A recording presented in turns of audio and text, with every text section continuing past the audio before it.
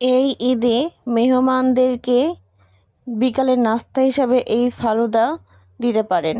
প্রথমে আমি জেলি তৈরি করে নেব। একটা পাতিলে 1 কাপ পরিমাণে পানি দিয়ে নিব, আর ফালুদা মিক্সের যে জেলিটা থাকে ওটা আমি দিয়ে নেব।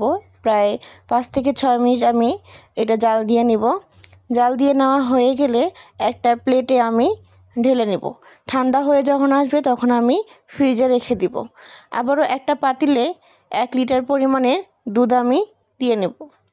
দুধটা আমি ভালোভাবে জাল দিয়ে নেওয়া হয়ে গেলে এখানে আমি ফালুদার যে মিক্সটা থাকে সেই মিক্সটা দিয়ে নেব। আর এখানে কিন্তু বাড়তি কোনো চিনি ব্যবহার করতে হবে না।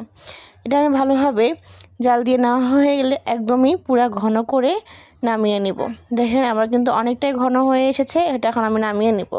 এর উপর দিয়ে আমি আপেল দিয়ে নিচ্ছি আঙ্গুর, আর দিয়ে নিব কিছু খেজুর, কলা।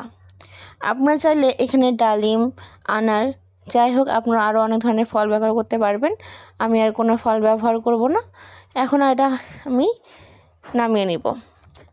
আমি কিন্তু জেলিটা দিতে ভুলে গেছি। এখন আমি জেলিটা দিয়ে নিচ্ছি, আর এটা দিয়ে আমি ভালোভাবে ফল এবং জেলিটার ভেতরে ভালোভাবে মিশিয়ে নেব। দেখেন আমার কিন্তু মিশিয়ে নেওয়া হয়ে এসেছে। আপনারা চাইলে কিন্তু এটা খাবারের শেষেও পরিবেশন করতে পারেন বা বিকালে নাস্তা হিসাবেও পরিবেশন করতে পারেন। সবাই ভালো থাকেন।